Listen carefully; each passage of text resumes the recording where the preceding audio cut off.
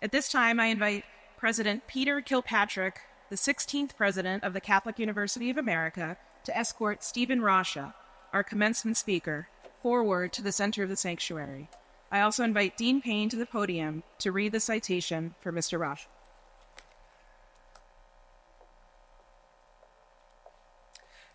Renowned as an international authority on the displacement and persecution of religious minorities, and a founding member of the Catholic University in Erbil, Iraq, Stephen M. Rasche has a decades-long career dedicated to safeguarding human rights across the globe.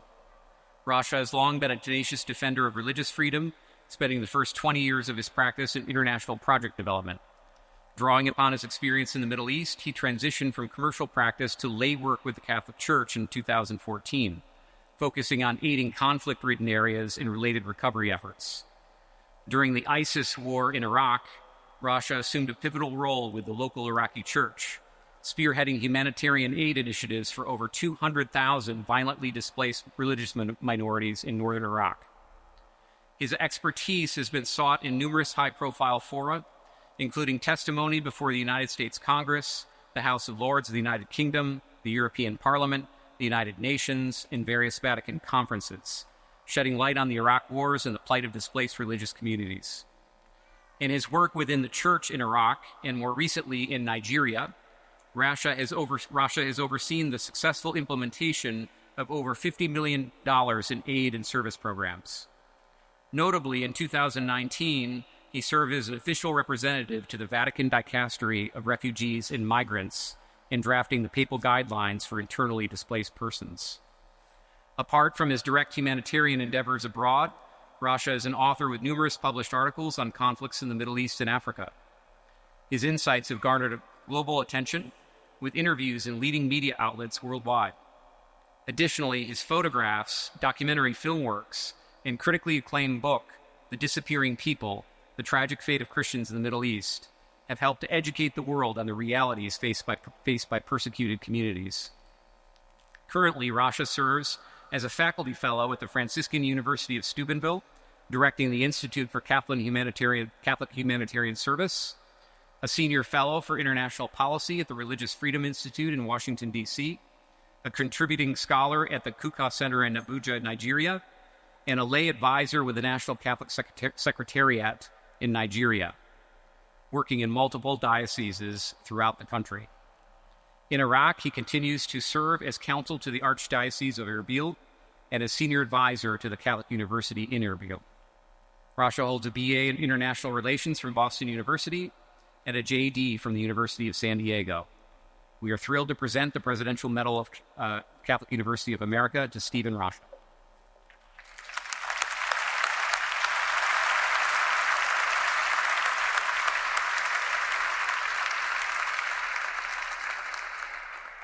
At this time, I invite Mr. Rasche to the podium to address the class of 2024.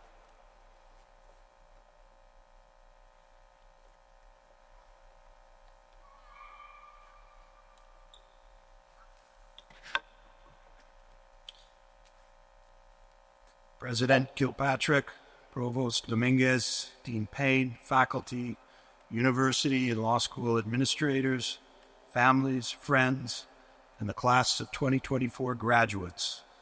Well done. Congratulations to you all. To Dean Payne and the Columbus School of Law, my sincere thanks for having the openness and courage to have a lawyer such as myself speak to you all today. Hopefully I'll share a message of all the things that you can do with your new degree in this big, dangerous, beautiful, challenging, and awesome world that God has entrusted to us all. I'm most grateful for the opportunity. So then, graduates, here you are. So much in front of you now. So many paths you might take. Paths where all the skills you've worked so hard to learn and your professors have worked so hard to instill in you can be brought together in who you are and what you can do to leverage this one life that you have to do the one thing we are all ultimately all ultimately called to do, and that is to serve. St. Teresa of Calcutta, better known to the world as Mother Teresa, whom I was blessed to meet over 40 years ago in Nepal, where I was a young undergraduate wandering about the world, and who visited this very place several times during her life, whose spirit, I pray, is with us now, gave us these words regarding a life of service. And if there's anything you're going to remember from this speech, I pray that is this: the fruit of silence is prayer. The fruit of prayer is faith. The fruit of faith is love. The fruit of love is service. The fruit of service is peace.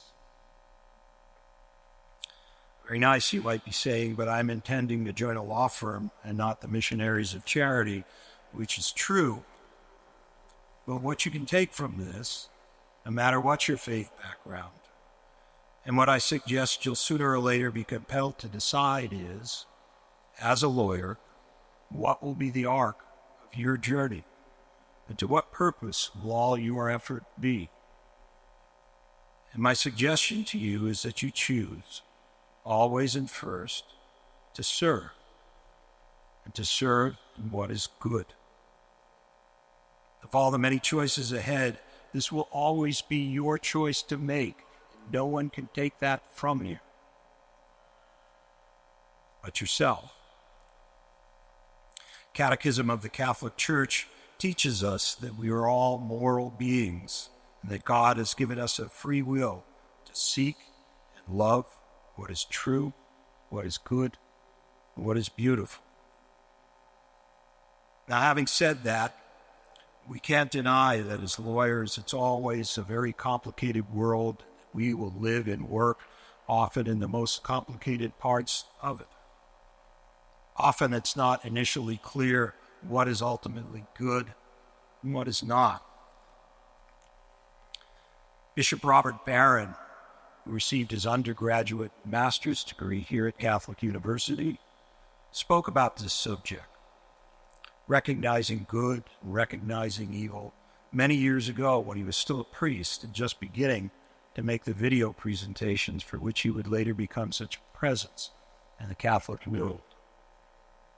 And in that particular video, Bishop Barron, himself drawing from the magisterium of the Catholic Church, laid out how to recognize good as being that which is humble, that which brings us together, that which brings us to unity, that which affirms our fellow human beings and lifts them up, that which speaks in truth. And recognizing evil as that which works through pride, which scatters and divides us as families, as communities, and that which feeds on accusation and the tearing down of one another, that which speaks in deceit.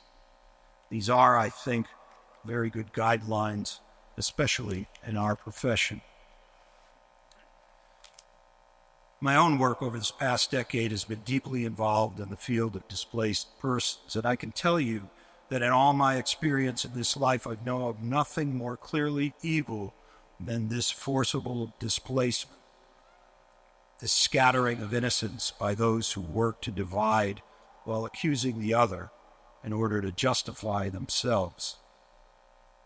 There are more than 100 million people physically displaced on Earth today, more than at any time in human history, the vast majority of them in places that never show up in our media or on our social radar. And we're speaking here just of the physically displaced. How many millions more find themselves socially and psychologically displaced, even here in this country of laws? How many people being forced from their lives by purveyors of division, of scattering, of accusation, deceit? Okay, you may be saying, this guy is starting to drag us down a hard path, and well, you have me there. But I don't think it'd be honest of me to tell you any differently. I went through law school once myself, and I respect you and the work you've done so far too much to give you rosy platitudes at this point. You've chosen a profession of ease, you've not chosen a profession of ease, but one of great, great responsibility and great, great importance to the world we live in.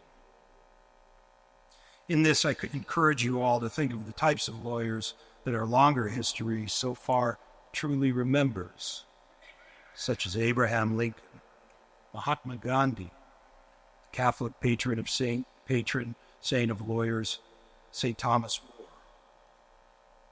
And I say history so far, and that as the global practice of law opens itself more and more to the rightful and necessary place of women, no doubt in the coming centuries we'll see their names added to this list as well.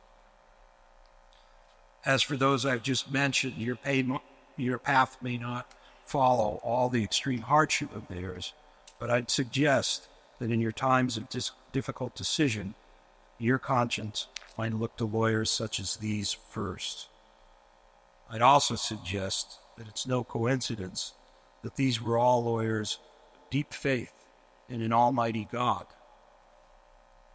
Which gets us to the matter of faith, another hard path, and for me, one which is entirely intertwined with who I've become as a lawyer. Perhaps in hearing my path, stumbling and imperfect as it's been, there might be something of benefit for you. Personal journey that I'll share with you now, knowing that we come from many different faiths, or even no faith at all. In late 2012, after 20 years of work putting projects together all over the world, often representing clients, both good and bad, in civil and criminal courtrooms, I came home just before Thanksgiving from reaching a hard settlement in a particularly bruising case. I felt terrible physically, but I'd been living the life of so many lawyers operating in that space, feeling bad. So what? Nobody cares. Rub some dirt on it. Have another cup of coffee. Get moving. It's like that. Well, 2 weeks later, I had open heart surgery. My cardiologist told me that I could easily have done the final faceplant, lugging my briefcase and bags through Penn Station a few weeks earlier. It took me 6 months to recover physically and at least a year to recover emotionally, during which I went through a profound period of depression, not uncommon, I learned, for people who have had their hearts physically touched. An interesting thing, that. But something else took place in that year as well. I began to think about my faith as a human, as a Christian, as a Catholic. I questioned it all very deeply. Did I really believe any of this? And if I did, what should I be doing about it? How should I live? For me as a Catholic Christian, I found myself thinking daily on the fundamental teachings of my faith. The Beatitudes from Christ's Sermon on the Mount, the Sermon on the Plain. And as I thought through it all, I came to a place where it was clear that I had to make a decision. If I honestly believed in this, that I ought to begin living it. And if I was not prepared to begin living it, then I should just give it up. The arrival of mortality, you might say, is the enemy of pretense. But still, the path forward was unclear. I spent the first part of 2014 resuming my work, but with little enthusiasm, praying often in the quiet of the Franciscan monastery in Kennebunkport, Maine, near to where I lived, just a few towns south. Please, God, show me the way you intend for me. Show me what you ask of me in this life. Then, in the most unlikely of places, a phenomenon which I encourage you not to forget, my new path began to become clear. In the years prior, I'd worked on several commercial projects in Iraq, all related to the ongoing U.S.-led reconstruction after the overthrow of Saddam Hussein. and I'd made many friends there during that time. And in the summer of 2014, I watched with horror, along with the rest of the world, as the ISIS terror swept across much of Iraq, including the ancient Christian towns of the Nineveh Plain. By that September, many of my friends in Iraq were imploring me to come and help them, mostly to help them get out. So later that fall, still uncertain of my purpose in this life, I arrived there in Iraq, thinking at the time that perhaps I might be able to do that, help some of them get out. But on arrival, I visited with Archbishop Warda of the Chaldean Archdiocese of Erbil, with whom I'd been friends since 2010. Now in the middle of war, he was effectively responsible for nearly 18,000 families of impoverished, displaced Christians, all huddled about in abandoned buildings and makeshift spaces throughout his diocese. And I asked him, "Your Grace, what can I do to help here? How can I help you get these people out?" "Come with me," he said, "and I will show you." And we climbed into his dusty Land Cruiser, and he drove us himself to the outskirts of Ankawa, and we got out at a plot of land where a handful of workers were leveling the ground and laying out markers. The land around us was empty, save for grazing goats and sheep. "Here," he said, "I'm going to build a university. You could stay with me and help me build it. And while you're doing that, you could help me at the Archdiocese find a way to take care of all these people. Abandoning our home," he said, "cannot be how history remembers us after 2,000 years. People don't know, mostly, that the Christians of Iraq are among the very first Christians who received their gospel in the 1st century." So there it was. Go to Iraq in the middle of a war and help a beleaguered archbishop build a university from nothing. Figure out how to take care of nearly 200,000 displaced human beings, all of them frightened and destitute, most of them pretty angry as well. Be careful what you pray for. Our God is an awesome God, but our God is a serious God. So there it was. I prayed for this, and I could not avoid it now. Like Jonah, I felt that I'd been called, literally, to Nineveh, and there was no Tarshish for me to flee to. And in any case, the whale of my missing purpose in life would surely have swallowed me whole.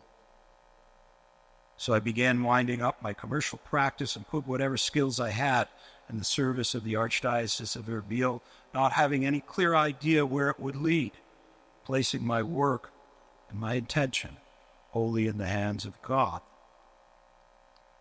Now you may wonder more than a few things at this point, but among them may be what skills could a lawyer apply to any situation like this. And it turns out there were quite a few. I'll list some of them quickly. Assessing problems quickly, finding paths to solutions, understanding structures of projects and how to put them together, being able to push on through multiple difficult tasks simultaneously, how to absorb new information quickly and in detail, understanding international transactions, flows of money, understanding the world of visas, movements of people, being properly and fully circumspect, probably one of the most important things any lawyer can provide to any situation. We were in a war zone. The U.S. still had heavy influence. The Iraqi and Kurdish governments were entirely fractured, dysfunctional. The UN and other international agencies were all in a mostly uncoordinated and often competing presence. The church itself had become a de facto major NGO overnight. In many towns, the church was the only functioning form of social order that people would still accept. Priests were now acting mayors by default, for better or for worse. And how should the church relate to all these entities? Who had controlling jurisdiction to the extent it even existed? Which communications had what legal implications? How could How should these communications be drafted? How could we structure serving our needs to meet the competing requirements of vastly different donors? How should we document what was happening for future recourse? We were in a zone with many, many war crimes. The world hears very little about it today. Most importantly, how could we justly implement and apply the precious resources entrusted to us? The displaced were there in tens of thousands daily, right in front of us, coming into our offices, begging for help, struggling to hold on to some shreds of dignity. How could we justly care for them all?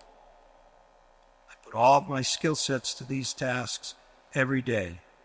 In all this, I came to a place where my daily rhythm became simplified to one question: how can I serve and do good today?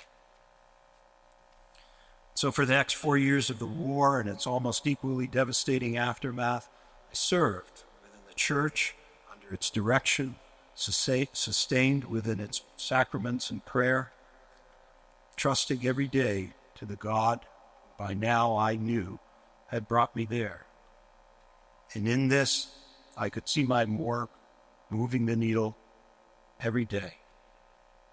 I could see it, and it changed me, filled me. For the first time in my life, I could truly understand the words of St. Irenaeus, who told us the glory of God is man fully alive. My friend, Father Roger Landry, the Catholic chaplain at Columbia, tells us in his writings to start each day with the word servium, Latin for I will serve, the cry of St. Michael the Archangel. You could remember that one as well. So then to you, in the work and paths you'll choose now, you might learn to ask these questions. As a lawyer, using the skills I've learned, how can I serve today? How can I move the needle towards greater good in the world today? Have I moved the world towards unity? Have I helped to be a healer in some way? Is my work in the protection of what is good? Maybe you're in a bigger project where it takes time for you to lay the foundation before the needle begins to move. But you'll still know that day is coming, what you're working towards. Or have you instead hurt or accused someone in an undeserved way? Have you been a source of division, an instrument of scattering? Have you used your abilities in a way that brought you closer to the glory of God as a person fully alive? Or have you diminished yourself? Have you moved the needle of life on this earth backwards towards darkness? You won't need someone else to tell you if you've done so. If you're serious about your purpose and you're serious before your God, you will know yourself what you've done.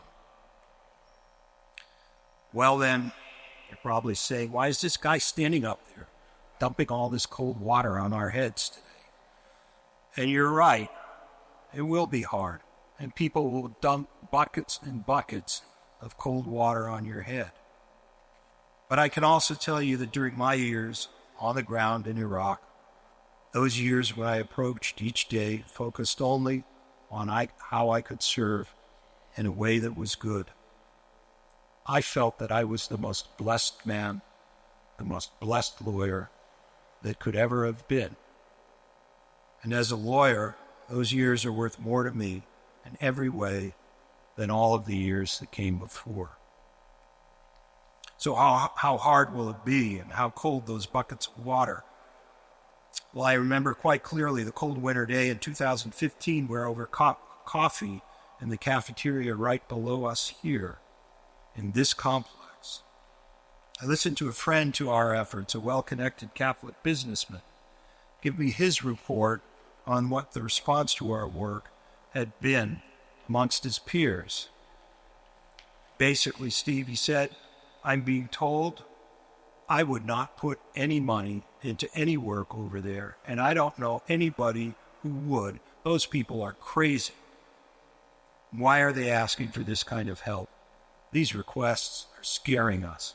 Those Christians should all get out of there. It's dangerous. Don't they understand that?